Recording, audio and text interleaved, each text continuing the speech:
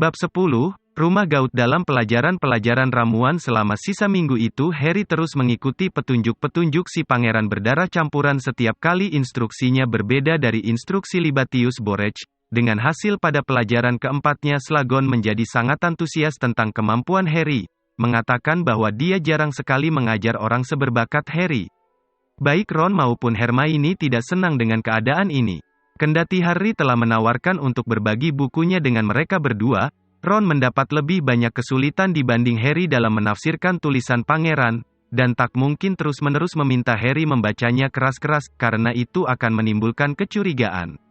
Hermione, sementara itu, dengan tegas mengikuti apa yang disebutnya instruksi resmi. Namun dia menjadi semakin mudah marah ketika instruksi resmi itu membuahkan hasil yang kurang bagus dibanding instruksi pangeran. Harry bertanya-tanya dalam hati, siapa gerangan pangeran berdarah campuran itu? Meskipun jumlah pekerjaan rumah yang diberikan kepada mereka menghalanginya membaca habis seluruh buku pembuatan ramuan tingkat lanjut, dia telah cukup membalik-balik buku itu untuk melihat bahwa nyaris tak ada satu halaman pun yang tidak diberi catatan tambahan oleh pangeran. Tidak semua catatan itu tentang pembuatan ramuan. Di sana-sini ada petunjuk tentang mantra-mantra yang rupanya diciptakan sendiri oleh si pangeran, atau putri, kata Hermione jengkel, mendengar Harry menceritakan ini kepada Ron di ruang rekreasi pada hari Sabtu malam. Siapa tahu dia perempuan? Menurutku tulisannya lebih mirip tulisan anak perempuan daripada tulisan anak laki-laki. The Half-Blood Prince, pangeran berdarah campuran, begitu dia menyebut dirinya, kata Harry. Berapa banyak anak perempuan yang jadi pangeran? Hermione tak bisa menjawab pertanyaan ini. Dia hanya memberengut dan menjauhkan esainya tentang prinsip-prinsip pemunculan kembali dari Ron, yang berusaha membacanya secara terbalik. Harry melihat arlojinya dan bergegas memasukkan kembali buku pembuatan ramuan tingkat lanjutnya ke dalam tasnya. Jam 8:05. Sebaiknya aku ke Dumbledore sekarang, kalau tidak bisa telat nanti. Oh, Hermione terpekik pelan, langsung mengangkat muka memandangnya. Semoga sukses. Kami akan menunggu. Kami ingin mendengar apa yang diajarkannya kepadamu, semoga lancar, kata Ron, dan keduanya mengawasi Harry meninggalkan ruangan lewat lubang lukisan. Harry menyusuri koridor-koridor kosong, namun buru-buru melangkah ke belakang patung ketika Profesor Trelawney tiba-tiba muncul dari tikungan, bergumam sendiri seraya mengocok satu pakar tulusuh, dan membacanya sambil berjalan. 2 sekop, konflik, gumamnya, ketika dia melewati tempat Harry meringkuk, tersembunyi. 7 sekop, pertanda buruk. 10 sekop, kekerasan. Pangeran Sekop, seorang pemuda berkulit gelap, kemungkinan bermasalah, tidak menyukai si penanya. Dia mendadak berhenti, tepat di sisi lain patung Harry. Yah, itu tak mungkin benar, katanya, kesal, dan Harry mendengarnya mengocok lagi kartunya dengan bersemangat, hanya meninggalkan bau seri di belakangnya. Harry menunggu sampai dia yakin Profesor Trelawney sudah pergi, kemudian berjalan bergegas lagi sampai tiba di lantai 7 di tempat yang ada gargoyle-nya berdiri di depan dinding. Soda asam, kata Harry. Si gargoyle melompat ke samping, dinding di belakangnya menggeser terbuka, dan tampaklah sebuah tangga batu spiral yang berputar. Harry melangkah ke tangga batu itu, sehingga dia dibawa dalam putaran-putaran lancar ke pintu kantor Dumbledore dengan pengetuk dari kuningan. Harry mengetuk pintu. Masuk, kata suara Dumbledore. Selamat malam, Sir, kata Harry, memasuki kantor kepala sekolah. Ah, selamat malam, Harry, sambut Dumbledore, tersenyum. Kuharap minggu pertamamu di sekolah menyenangkan. Ya, terima kasih, Sir, kata Harry. Kau pasti sibuk, sudah langsung mendapat detensi, Harry salah tingkah. Namun Dumbledore tidak tampak terlalu galak. Aku sudah mengatur dengan Profesor Snape supaya kau menjalankan detensimu Sabtu depan. Baiklah, kata Harry, yang benaknya dipenuhi hal-hal lain yang lebih mendesak daripada detensi Snape, dan sekarang diam-diam memandang ke sekitarnya, mencari indikasi apa yang akan diajarkan Dumbledore kepadanya malam itu. Kantor bundar itu tampak sama seperti biasanya, peralatan perak yang halus rapuh di atas meja-meja berkaki kurus panjang, mengepulkan asap dan mendesing tenang. Lukisan-lukisan para mentan kepala sekolah yang tertidur dalam figura mereka, dan Phoenix Dumbledore yang luar biasa, Fawkes, bertengger di tempat hinggapnya di balik pintu, mengawasi Harry dengan tertarik. Tampaknya Dumbledore tidak menyiapkan ruangan untuk berlatih duel. Nah, Harry, kata Dumbledore dengan suara serius. Kau pasti bertanya-tanya dalam hati, Aku yakin, apa yang kurencanakan untukmu selama, karena tak ada kata yang lebih bagus pelajaran ini, ya, Sir. Aku telah memutuskan bahwa sudah waktunya, sekarang setelah kau tahu apa yang mendorong Lord Voldemort mencoba membunuhmu 15 tahun lalu, kau diberi informasi-informasi tertentu. Hening sejenak, Anda mengatakan, pada akhir tahun ajaran lalu, bahwa Anda akan memberitahu saya segalanya, kata Harry. Sulit mencegah adanya nada menuduh dalam suaranya. Sir, katanya menambahkan, dan memang begitu, kata Dumbledore tenang. Aku sudah memberitahumu segala yang ku ketahui. Mulai saat ini, kita akan meninggalkan fondasi kuat fakta dan berkelana bersama menembus rawa-rawa suram kenangan menuju semak-semak liar dugaan. Setelah ini, Harry, aku bisa sama kelirunya dengan Humphrey Belcher, yang percaya sudah waktunya untuk membuat kuali keju. Tetapi menurut Anda benar, tanya Harry. Tentu, tapi seperti telah kubuktikan kepadamu, aku bisa membuat kesalahan seperti orang lain. Malah, karena maafkan aku agak lebih pintar daripada sebagian besar orang, kesalahanku cenderung lebih besar juga. Sir, kata Harry hati-hati, apakah apa yang akan Anda beritahukan kepada saya ada hubungannya dengan ramalan? Apakah itu akan membantu saya bertahan sangat erat hubungannya dengan ramalan, kata Dumbledore, sesantai seakan Harry baru menanyainya soal cuaca hari berikutnya. Dan aku sungguh berharap ini akan membantumu bertahan. Dumbledore bangkit berdiri dan berjalan mengitari meja, melewati Harry, yang memutar dengan bersemangat di kursinya untuk mengawasi Dumbledore membungkuk di depan lemari di sebelah pintu.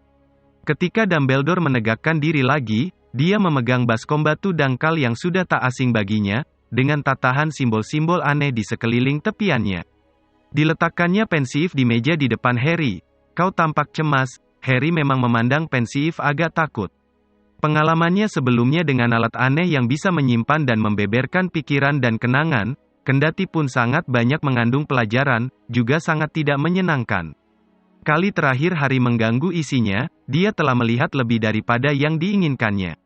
Namun Dumbledore tersenyum, kali ini, kau memasuki pensiif bersamaku, dan, yang lebih tidak lazim, dengan izin, kemana kita akan pergi? Profesor, berjalan-jalan sepanjang jalan kenangan Bob Ogden, kata Dumbledore, mengeluarkan dari sakunya botol kristal berisi sesuatu yang bergulung, putih keperakan. Siapakah Bob Ogden? Dia dulu bekerja di Departemen Pelaksanaan Hukum Sihir, kata Dumbledore. Dia meninggal beberapa waktu yang lalu, tetapi tidak sebelum aku berhasil melacaknya dan membujuknya mempercayakan kenangannya ini kepadaku. Kita akan menemaninya dalam satu kunjungan yang dilakukannya dalam masa tugasnya.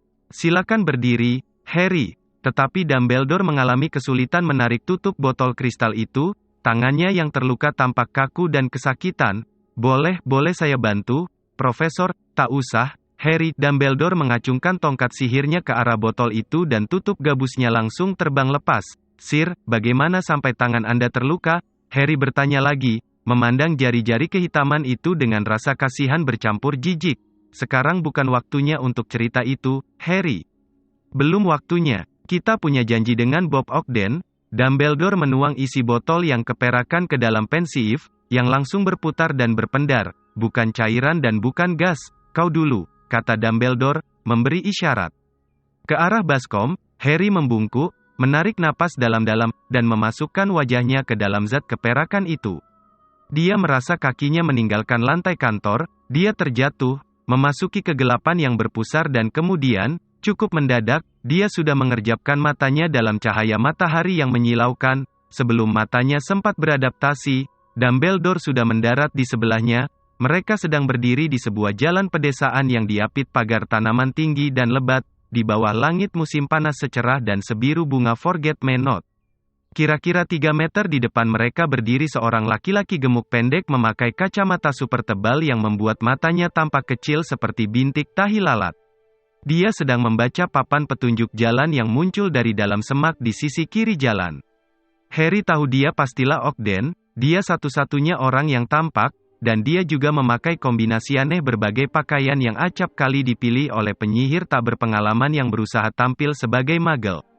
Dia memakai jas berkancing 2 baris dan penutup mata kaki di atas baju renang sepotong.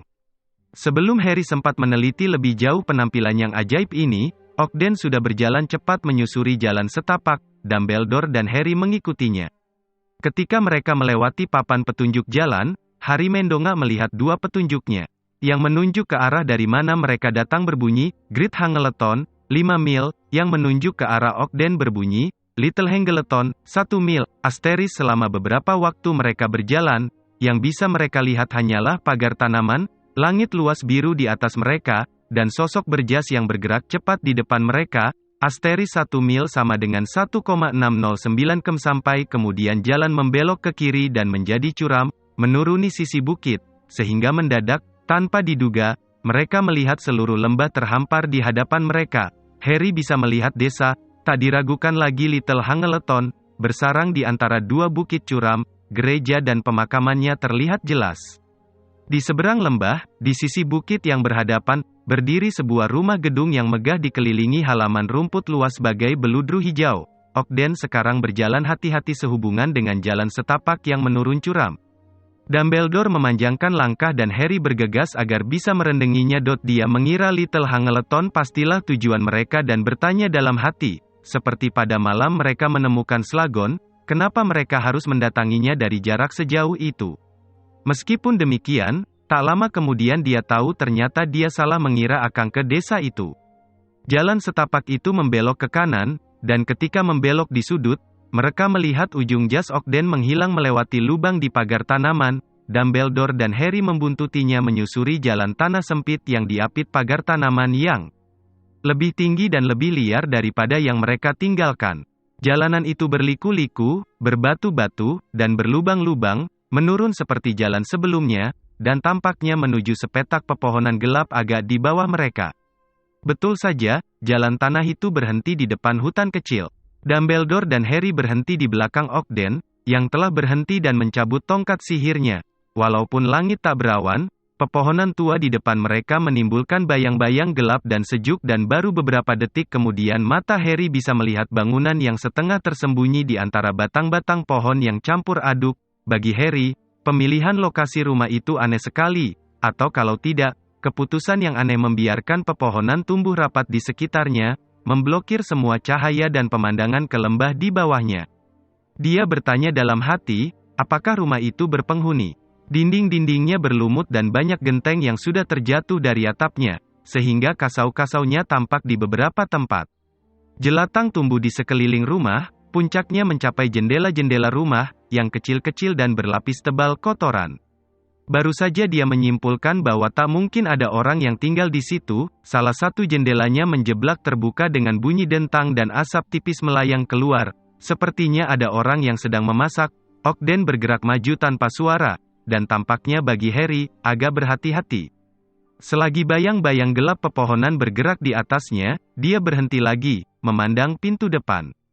Ada orang yang memaku ular mati di pintu itu, kemudian terdengar bunyi gemerisik, kertak, dan seorang laki-laki berpakaian kompang-camping terjun dari pohon terdekat, mendarat dengan kakinya tepat di depan Ogden, yang melompat ke belakang cepat sekali sampai dia menginjak ujung ekor jasnya dan terhuyung.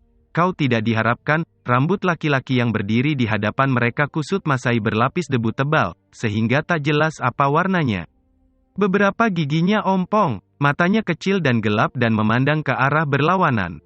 Mestinya tampangnya bisa konyol, tapi tidak, efeknya malah menakutkan, dan Harry tak bisa menyalahkan Ogden yang mundur beberapa langkah lagi sebelum dia bicara. Selamat pagi. Saya dari Kementerian Sihir. Kau tidak diharapkan. Maaf, saya tidak mengerti ucapanmu, kata Ogden gugup. Harry menyangka Ogden bodoh sekali. Sosok asing itu bicara jelas sekali, menurut pendapatnya, apalagi karena dia mengacung-acungkan tongkat sihir di satu tangan dan pisau pendek berlumur darah di tangan yang lain. Kau mengerti dia, aku yakin, Harry, kata Dumbledore pelan. Ya, tentu saja, kata Harry, sedikit heran. Kenapa Ogden tidak? Namun ketika tertatap lagi olehnya ular mati di pintu, dia mendadak paham, dia bicara Parseltongue, bagus. Sekali, kata Dumbledore, mengangguk dan tersenyum. Laki-laki berpakaian compang camping itu sekarang maju mendekati Ogden, pisau di satu tangan, tongkat sihir di tangan lain. Tunggu dulu, Ogden berkata. Namun terlambat, terdengar dentuman dan Ogden terkapar di tanah, memegangi hidungnya. Sementara cairan kental kekuningan menjijikkan menyembur dari antara jari-jarinya. Morfin, terdengar teriakan keras. seorang laki-laki setengah baya bergegas keluar dari gubuk, membanting pintu di belakangnya sehingga ular mati itu berayun memelas. Laki-laki ini lebih pendek daripada yang pertama, dan proporsi tubuhnya aneh, bahunya sangat lebar dan lengannya kelewat panjang, ini ditambah mata coklatnya yang cerah, rambut pendeknya yang kaku dan wajahnya yang keriput, membuatnya tampak seperti kera tua yang berkuasa. Dia berhenti di sebelah laki-laki yang memegang pisau, yang sekarang terbahak-bahak melihat Ogden di tanah. Kementerian, ya, kata si laki-laki yang lebih tua, menunduk memandang Ogden. Betul, kata Ogden berang, mengelap wajahnya. Dan Anda, saya kira, adalah Mr. Gaun? Betul, kata Gaun. Menyerang wajahmu, dia, ya, gertak Ogden, harusnya memberitahukan kedatangan Anda dulu, kan? Timpal Gaun agresif. Ini milik pribadi, Anda tak bisa masuk begitu saja dan tak mengharap anak saya membela diri. Membela diri terhadap apa? Coba, kata Ogden, merangkak bangun, orang-orang yang ingin tahu. Pengganggu, magel dan sampah, Ogden mengacungkan tongkat sihir ke hidungnya sendiri, yang masih mengeluarkan banyak cairan seperti nanah kuning, dan cairan itu langsung berhenti. Mr. Gaun bicara dari sudut mulutnya kepada Morfin, masuk rumah. Jangan membantah, kali ini, sudah siap, Harry langsung tahu itu Parcel Tongue. Bahkan sementara dia bisa memahami apa yang dikatakan, dia mengenali bunyi desis aneh yang mestinya hanya itu yang didengar Ogden.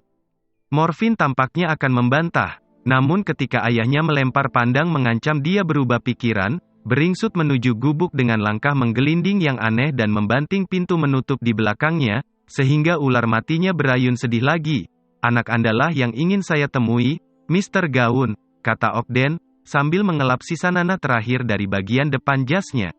Itu morfin, kan? Ya, itu morfin, kata laki-laki tua itu tak acuh.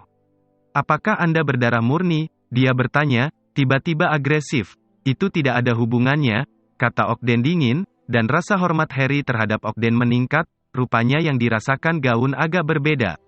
Matanya menyipit memandang wajah Ogden dan bergumam, dalam nada yang jelas menghina. Kalau saya pikir-pikir, saya pernah melihat hidung seperti hidung Anda di desa, saya tidak meragukannya, jika anak Anda dilepas menyerang mereka, kata Ogden, barangkali kita bisa melanjutkan diskusi ini di dalam, ya, Mr. Gaun. Sudah saya katakan tadi, saya datang soal morfin. Kami sudah mengirim burung hantu tak ada gunanya untuk saya, kata Gaun. Saya tidak membuka surat-surat, kalau begitu Anda tak bisa mengeluh tak diberitahu lebih dulu akan kedatangan tamu, kata Ogden masam. Saya berada di sini karena adanya pelanggaran hukum sihir yang serius, yang terjadi di sini pada pagi, baik, teriak Gaun. Masuk saja, kalau begitu. Anda kira kalau masuk lebih baik rumah itu tampaknya terdiri atas 3 ruangan kecil. Ada 2 pintu menuju ruang utama, yang berfungsi sebagai dapur sekaligus ruang duduk. Morfin sedang duduk di kursi, berlengan kotor di sebelah perapian berasap, membelitkan ular beludak hidup di antara jari-jarinya yang gemuk dan menyanyi lembut kepada ular itu dalam Parcel Tongue, desis, ular kecil mendesis, menjalar-jalar di lantai batu, baik-baiklah kepada Morfin, kalau tak mau dipaku di pintu. Terdengar keresekan di sudut dekat jendela terbuka dan Harry menyadari ada orang lain dalam ruangan itu, seorang gadis yang gaun compang-campingnya berwarna kelabu persis warna dinding batu kotor di belakangnya. Dia sedang berdiri di sebelah panci berasap di atas tungku batu kotor, dan sedang membereskan panci dan belanga yang tampak kotor di atas rak. Rambutnya tipis dan kusam dan wajahnya sederhana, pucat, agak berat. Matanya, seperti mata abangnya, memandang ke arah berlawanan. Dia tampak sedikit lebih bersih daripada ayah dan abangnya. Namun Harry belum pernah melihat orang yang bertampang lebih sengsara daripadanya. Anak perempuan saya, merope, kata Gaun enggan, ketika Ogden memandang penuh tanya ke arahnya. Selamat pagi, sapa Ogden. Gadis itu tidak menyahut.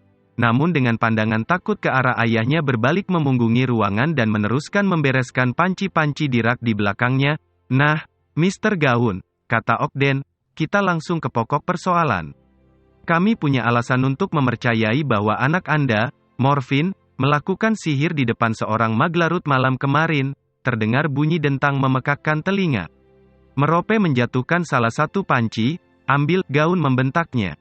Ya. Terus saja menggerayang lantai seperti magel kotor. Buat apa tongkat sihirmu? dasar kantong sampah tak berguna, Mr. Gaun, mohon jangan memaki, kata Ogden dalam suara sok, sementara Merope, yang sudah memungut panci, wajahnya merah padam, sekali lagi pegangannya pada panci terlepas, dengan gemetar mencabut tongkat sihirnya dari sakunya, mengarahkannya ke panci dan buru-buru menggumamkan mantra yang membuat panci itu meluncur di lantai menjauh darinya, menabrak dinding seberang, dan retak menjadi dua. Morfin terbahak-bahak. Gaun berteriak, betul kan? Gumpalan lumpur bego, betul kan? Merope terhuyung ke seberang ruangan. Namun sebelum dia sempat mengangkat tongkat sihirnya, Ogden sudah mengangkat tongkatnya dan berkata tegas, reparo, panci itu langsung utuh lagi. Sekejap tampaknya Gaun akan membentak Ogden, tetapi rupanya berubah pikiran, alih-alih menegur Ogden, dia mencemooh anaknya. Untung laki-laki baik dari kementerian ini ada di sini, ya. Barangkali dia mau mengambilmu dari tanganku, barangkali dia tidak keberatan bergaul dengan Squib kotor, tanpa memandang siapapun ataupun berterima kasih kepada Ogden, Merope mengambil panci itu dan mengembalikannya, dengan tangan gemetar, keraknya.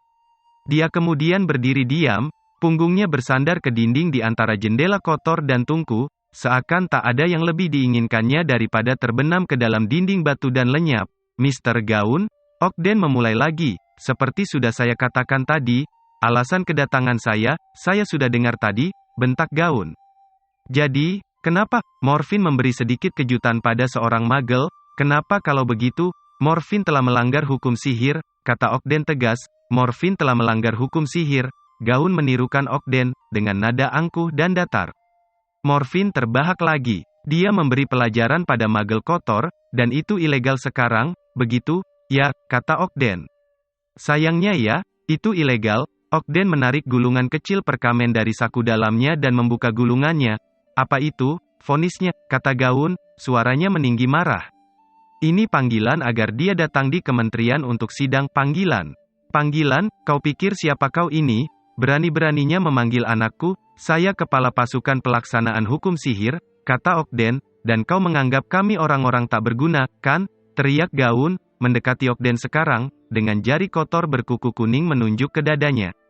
Orang tak berguna yang akan segera berlari datang kalau dipanggil kementerian, tahukah kau, sedang bicara dengan siapa, kau darah campuran kotor, saya sangka saya sedang bicara kepada Mr. Gaun, kata Ogden, tampak waspada, namun tetap bertahan, betul, raung Gaun.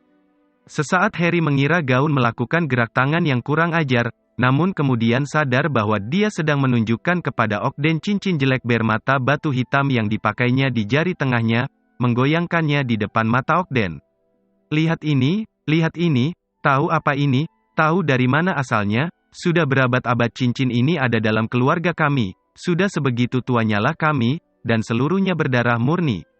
Tahu berapa banyak yang ditawarkan kepadaku untuk ini, dengan lambang Peverell terukir di batunya, saya sama sekali tak tahu, kata Ogden, mengerjap ketika cincin itu terbang 2,5 senti dari hidungnya, dan itu tak penting, Mr. Ogden. Anak Anda telah melanggar, dengan raung kemurkaan, Gaun berlari ke arah anak perempuannya. Selama sepersekian detik, Harry mengira dia akan mencekiknya ketika tangannya melayang ke leher gadis itu, detik berikutnya, dia menarik anaknya ke arah Ogden pada rantai emas di sekeliling lehernya, lihat ini, dia berteriak kepada Ogden, menggoyangkan liontin emas berat di depannya, sementara Merope gemetar dan tersengal kehabisan napas. Saya lihat, kata Ogden buru-buru, kalung Slytherin, teriak Gaun.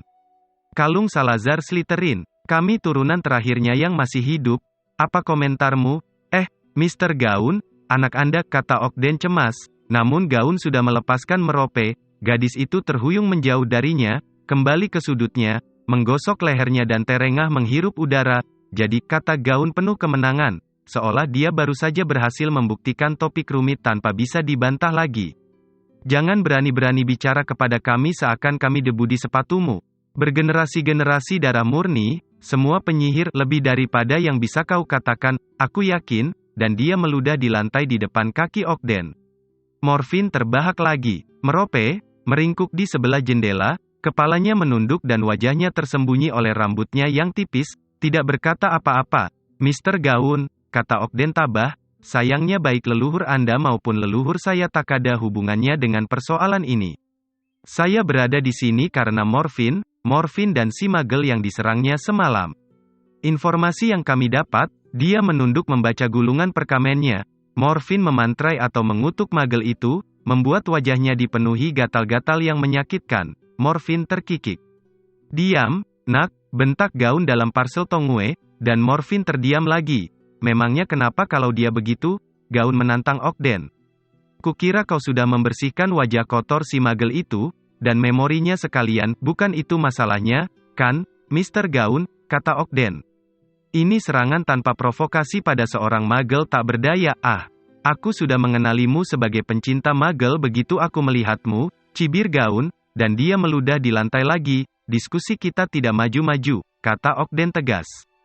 Jelas dari sikap anak Anda bahwa dia sama sekali tidak menyesali perbuatannya. Dia membaca perkamennya lagi. Morfin akan menghadiri sidang pada tanggal 14 September dengan tuduhan menggunakan sihir di depan Magel dan menyebabkan celaka dan stres terhadap Magel yang sama. Ogden berhenti berbicara. Bunyi gemerincing, derap kaki kuda, dan tawa keras terdengar dari jendela yang terbuka.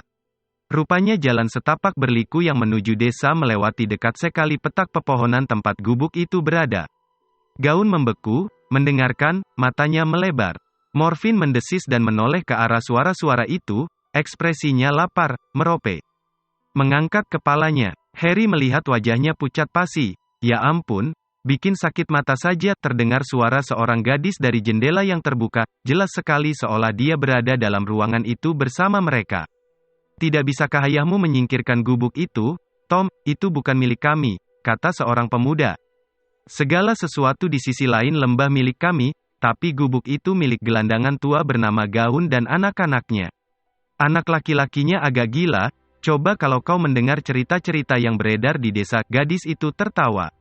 Bunyi gemerincing dan derap kaki kuda semakin lama semakin keras. Morfin beranjak dari kursi berlengannya. Tetap di tempat dudukmu, kata ayahnya memperingatkan. Dalam parcel Tongue, Tom, kata suara si gadis lagi, sekarang dekat sekali, pasti mereka berada di sebelah rumah. Aku mungkin keliru, tapi apa ada orang yang memaku ular di pintu? Astaga, kau benar, kata suara si pemuda. Pasti anak laki-lakinya, kan sudah kubilang ada yang tidak beres dengan otaknya. Jangan melihatnya, Cecilia, darling. Bunyi gemerincing dan derap kaki kuda sekarang semakin jauh dan pelan lagi. Darling, bisik Morfin dalam parcel Tongue, memandang adik perempuannya. Dia memanggilnya, darling. Jadi, dia tak mau denganmu. Merope bukan main, pucatnya. Harry yakin dia akan pingsan. Apa maksudmu? Tanya Gaun tajam, juga dalam parcel Tongue, bergantian memandang anak laki-laki dan perempuannya. Apa katamu, Morfin? Dia suka memandangi Magel itu, kata Morfin. Ekspresi wajahnya keji ketika dia memandang adiknya, yang sekarang tampak ketakutan. Dia kan selalu berada di halaman kalau Magel itu lewat, mengintipnya lewat pagar tanaman, dan semalam, Merope menggelengkan kepalanya dengan menyentak, memohon, namun Morfin melanjutkan tanpa belas kasihan, nongkrong di jendela, menunggu dia lewat pulang. Kan, nongkrong di jendela mau melihat Magel, kata Gaun perlahan. Ketiganya rupanya sudah melupakan Ogden, yang tampaknya bingung dan jengkel karena mereka lagi-lagi mendesis-desis parau tak bisa dimengerti. Betulkah? Kata Gaun dengan suara mengerikan, maju 1 atau 2 langkah mendekati si gadis yang ketakutan. Anakku, keturunan Salazar Slytherin yang berdarah murni, mendambakan Magel kotor, berpembuluh lumpur. Merope menggelengkan kepala dengan panik, menekankan tubuhnya ke dinding, tak sanggup berbicara. Tapi ku kerjai dia, ayah, gelak Morfin.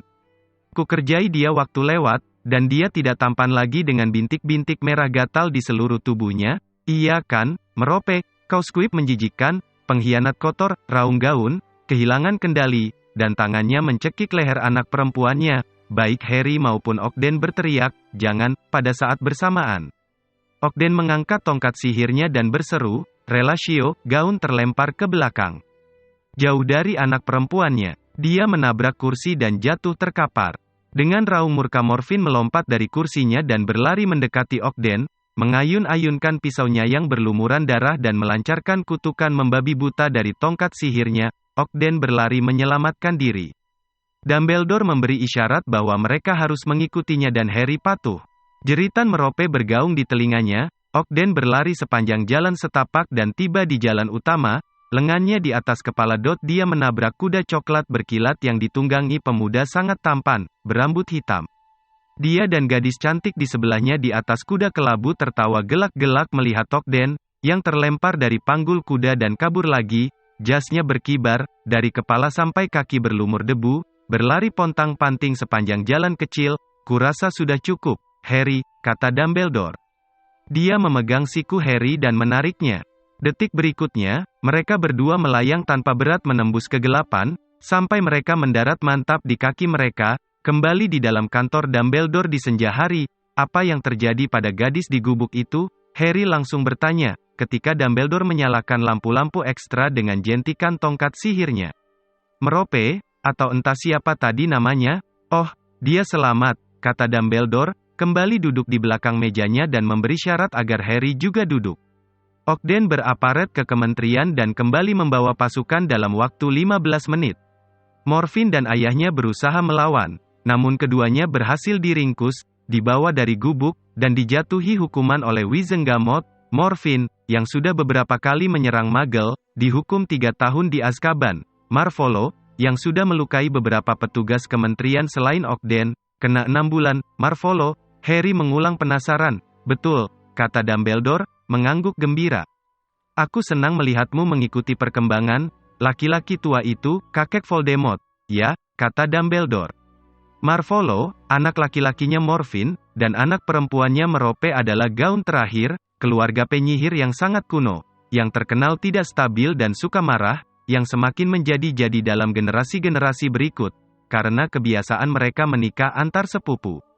Kurang bijaksana ditambah kegemaran besar akan kemuliaan berarti bahwa emas keluarga telah dihambur-hamburkan dan habis beberapa generasi sebelum Marvolo lahir. Dia, seperti yang kau lihat tadi, hidup dalam kekurangan dan kemiskinan, dengan temperamen yang meledak-ledak sangat mudah marah, keangkuhan yang luar biasa besar, dan 2 pusaka keluarga yang baginya sama berharganya dengan anak laki-lakinya, dan agak lebih berharga daripada anak perempuannya. Jadi, Merope, kata Harry, mencondongkan diri ke depan di kursinya dan menatap Dumbledore. Jadi, Merope adalah, Sir, apakah itu berarti dia, Ibu Voldemort? Betul, kata Dumbledore. Dan kebetulan kita tadi juga melihat ayah Voldemort sekilas. Apakah kau memperhatikan, Muggle yang diserang Morfin, laki-laki yang naik kuda? Bagus sekali, kata Dumbledore, berseri-seri. Ya, itu Tom Riddle senior, Muggle tampan yang selalu berkuda melewati gubuk keluarga Gaun dan terhadap siapa Merope Gaun menyimpan cinta rahasia yang membara, dan mereka akhirnya menikah, kata Harry tak percaya. Tak mampu membayangkan pasangan yang sangat tak serasi begitu bisa saling jatuh cinta. Kurasa kau melupakan, kata Dumbledore, bahwa Merope adalah penyihir. Kurasa kekuatan sihirnya tidak berfungsi sepenuhnya ketika dia masih diteror oleh ayahnya. Begitu Marvolo dan Morfin sudah aman di Azkaban, begitu dia sendirian dan bebas untuk pertama kalinya dalam hidupnya, maka, aku yakin, dia bisa mengembangkan kemampuan sihirnya sepenuhnya dan merencanakan pelariannya dari hidup sangat menyedihkan yang telah dijalaninya selama 18 tahun.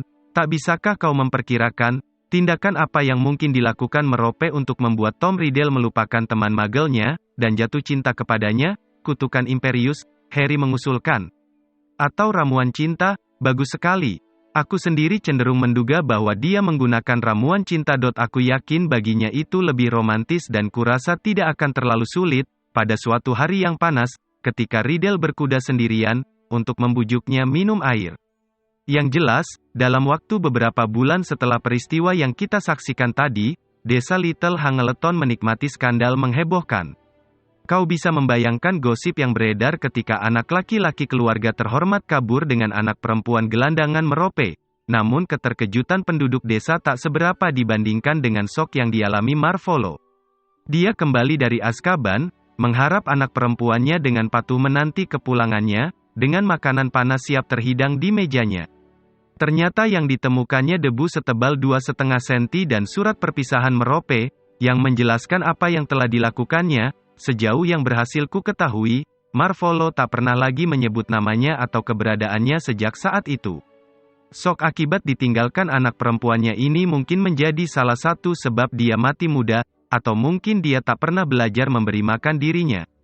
Azkaban telah sangat melemahkan Marvolo dan dia tidak bertahan hidup untuk melihat Morfin kembali ke gubuk, dan merope, dia mati, kan? Bukankah Voldemort dibesarkan di panti asuhan? Ya, memang, kata Dumbledore. Kita harus menebak-nebak di sini, meskipun kurasa tidak sulit menyimpulkan apa yang terjadi. Soalnya, beberapa bulan setelah mereka kawin lari, Tom Riddle muncul kembali di rumahnya di Little Hangleton tanpa istrinya. Desas-desus yang beredar di antara penduduk adalah dia mengatakan, tertipu, dan terperdaya. Yang dia maksudkan, aku yakin, adalah bahwa dia di bawah pengaruh sihir yang sekarang telah pudar. Meskipun demikian kurasa dia tidak berani menggunakan kata-kata itu, karena takut dikira gila. Namun, ketika mereka mendengar apa yang dikatakannya, penduduk desa menduga Merope telah berbohong kepada Tom Riddle, berpura-pura mengandung anaknya, dan bahwa Riddle telah mengawininya karena alasan ini. Tapi dia memang melahirkan bayinya, ya, tapi baru setelah setahun mereka menikah. Tom Riddle meninggalkannya sewaktu dia masih mengandung. Apa yang salah? Tanya Harry. Kenapa ramuan cintanya berhenti berfungsi? Sekali lagi, ini cuma tebakan, kata Dumbledore, tapi kukira Merope, yang sangat mencintai suaminya, tidak tega terus memperbudaknya dengan cara sihir. Kukira dia memutuskan untuk berhenti memberinya ramuan. Barangkali, karena dia sendiri tergila-gila, dia meyakinkan diri bahwa suaminya saat itu juga sudah membalas mencintainya. Barangkali dia menyangka suaminya akan tinggal demi anaknya. Jika begitu, dugaannya dua-duanya keliru. Suaminya meninggalkannya, tak pernah menjenguknya lagi, dan tak pernah bersusah payah mencari tahu apa yang terjadi dengan anaknya. Langit di luar sudah sehitam tinta dan lampu-lampu dalam kantor Dumbledore tampak bersinar lebih terang daripada sebelumnya. Kurasa cukup untuk kali ini, Harry, kata Dumbledore setelah beberapa saat. Ya, Sir, kata Harry. Dia bangkit berdiri. Namun tidak pergi. Sir, pentingkah mengetahui semua masa lalu Voldemort ini? Sangat penting. Kukira, kata Dumbledore. Dan ini ada hubungannya dengan ramalan, sangat erat hubungannya dengan ramalan. Baiklah, kata Harry, sedikit bingung, namun toh diyakinkan. Dia berbalik untuk pergi, kemudian pertanyaan lain terlintas di benaknya dan dia berbalik lagi. Sir, bolehkah saya memberitahu Ron dan Hermione segala sesuatu yang Anda katakan kepada saya? Dumbledore mempertimbangkan sesaat, kemudian berkata, ya, kurasa Mr. Weasley dan Miss Granger sudah membuktikan mereka bisa dipercaya. Tapi, Harry, aku akan meminta mereka agar tidak menceritakan apapun kepada siapapun. Tak baik jika tersiar berapa banyak yang ku ketahui, atau ku curigai, tentang rahasia Voldemort. Baik, Sir, saya akan memastikan hanya Ron dan Hermione yang tahu. Selamat malam, dia berbalik lagi, dan sudah hampir tiba di pintu ketika melihatnya. Sebentuk cincin emas jelek bermata batu hitam besar retak, tergeletak di atas salah satu meja berkaki kurus panjang, di antara banyak peralatan perak yang tampak rapuh. Sir, kata Harry, memperhatikan cincin itu. Cincin itu, ya, kata Dumbledore. Anda memakainya ketika kita mengunjungi Profesor Slughorn malam itu, betul, Dumbledore membenarkan. Tapi bukankah, Sir, bukankah ini cincin yang sama yang diperlihatkan Marvolo Gaun kepada Ogden? Dumbledore menganggukkan kepala. Cincin yang sama. Tapi bagaimana, sudah lamakah Anda memilikinya? Belum, aku mendapatkannya baru-baru ini, kata Dumbledore. Beberapa hari sebelum aku datang menjemputmu di rumah bibi dan pamanmu, sebetulnya, itu berarti sekitar waktu tangan Anda terluka. Kalau begitu, Profesor, sekitar waktu itu, ya, Harry bimbang. Dumbledore sedang tersenyum. Sir, bagaimana tepatnya, sudah kelewat malam, Harry. Kau akan mendengar ceritanya lain kali. Selamat tidur, akhir bab.